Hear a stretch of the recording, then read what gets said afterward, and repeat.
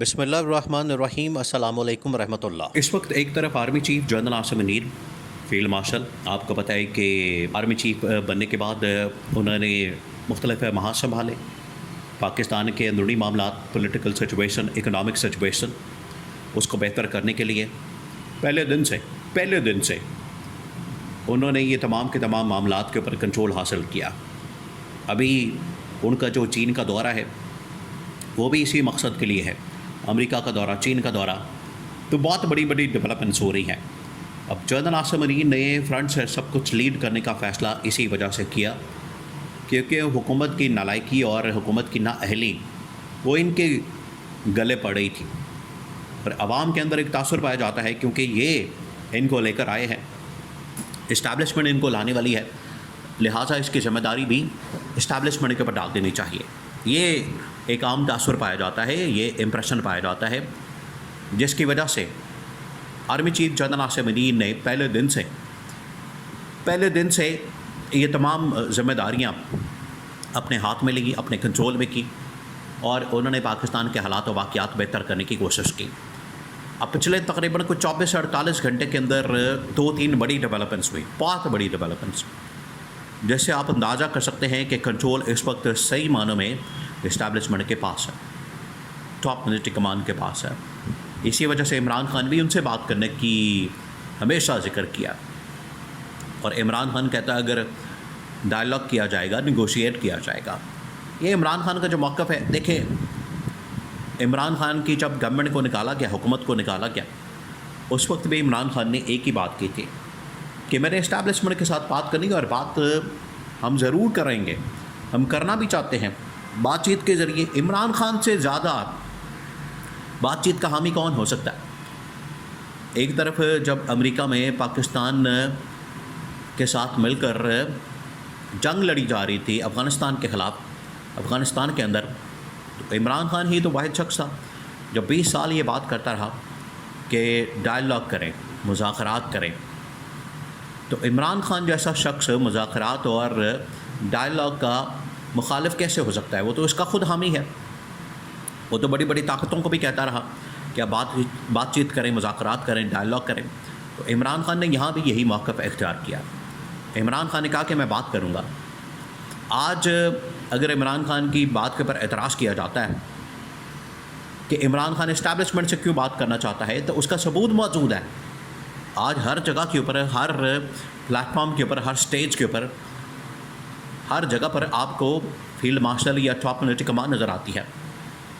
تو جنرل عاصم منیر نے کچھ کاروباری لوگوں کے ساتھ ایک بار پھر ملاقات کی ہے، اکنامک سچویشن کے بارے میں ان سے بات کی ہے، ان کے ساتھ تبادلہ خیال کیا اور ان سے مشورے لیے، اور پھر ان کو کہا ہے کہ آپ بے فکر ہیں، اگلے 6 مہینے سالوں کے اندر معاملات میں بہتر کر دوں گا۔ یہ جنرل عاصم منیر کی جانب سے ان کو شیورٹی دی گئی، گارنٹی دی گئی، یقین دہانی کروائی گئی۔ اس کے بعد یہ اب ان کا دورہ چین، اور اس سے پہلے امریکہ کا دورہ۔ ادھر جو ایک اور اہم ترین ٹاپ ملٹری کمان میں general Sahir Shamshad Mirza, 4 star general, جس طرح سے army chief general Asim Munir 4 star, اب تو خیر وہ فیلڈ مارشل بننے کے بعد 5 اسٹار جنرل ہیں۔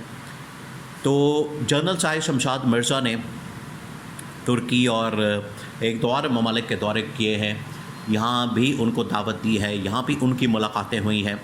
تو یہ جو پاکستان کی ٹاپ ملٹری کمان ہے، اب یہ فورن پالیسی کے معاملات، سیکیورٹی کے معاملات، انٹرنل معاملات، تمام کی تمام چیزوں کو بذات خود دیکھ رہے ہیں۔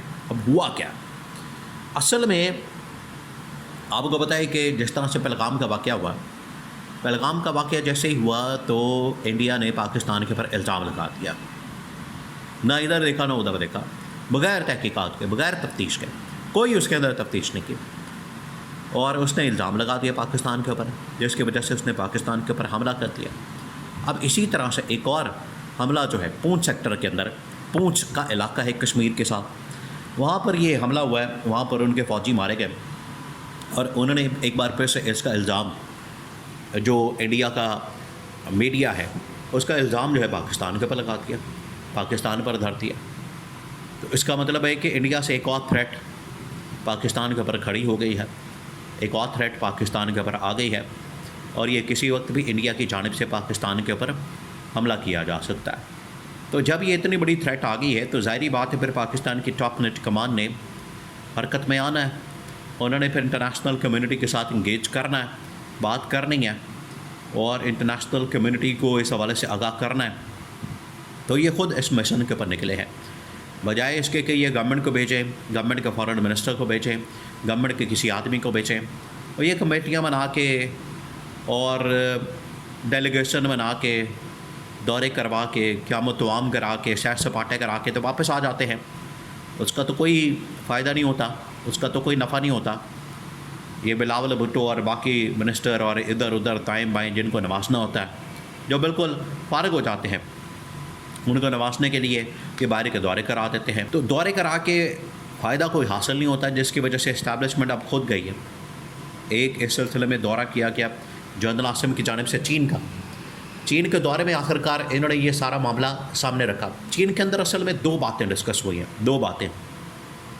پاکستان کے اندر بھی جنرل عاصم نے کاروباری لوگوں کے ساتھ معاملات طے کیے, اور چین کے اندر 2 باتیں ہوئیں. ایک تو یہ کہ پاکستان کے اندرونی حالات, اور دوسرا انٹرنیشنل. اب انٹرنیشنل کانٹیکسٹ کے اندر دیکھا جائے تو انڈیا کی جانب سے ایک اور تھریٹ آئی, اس کے اوپر انہوں نے بات کی. پھر انہوں نے امریکہ کے ساتھ جانے کی اور چین کے ساتھ جانے کی بات کی کہ آپ کس کے ساتھ ہیں, امریکہ کے ساتھ ہیں, چین کے ساتھ ہیں, یہ آپ نے کلیئر کرنا ہے, ڈائریکشن آپ کی کلیئر ہونی چاہیے. دوسرا انہوں نے کہا کہ انڈیا اگر پاکستان کے اوپر حملہ کرے گا تو آپ بے فکر رہیں, اس کے لیے ہم آپ کو J-35 اسٹیلتھ طیارے فراہم کر رہے ہیں, دے رہے ہیں, آپ بے فکر ہو جائیں, انڈیا آپ کو ہاتھ بھی نہیں لگائے گا. اور انڈیا اگر یہ سمجھتا ہے وہ امریکہ سے F-35 لے کے آپ کے اوپر حملہ کر دے گا تو اب وہ جرأت ہی نہیں کر سکتا, اس کے اندر اتنی ہمت نہیں ہے.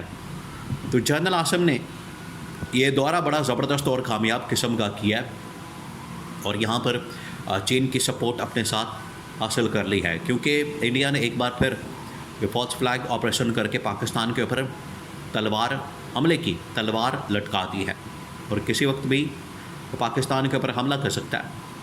تو جنرل عاصم کو پتہ ہے اگر یہ حملہ کرے گا تو ہم نے اس کا جواب دینا, اور اسی مقصد کے لیے وہ پہنچے وہاں پر.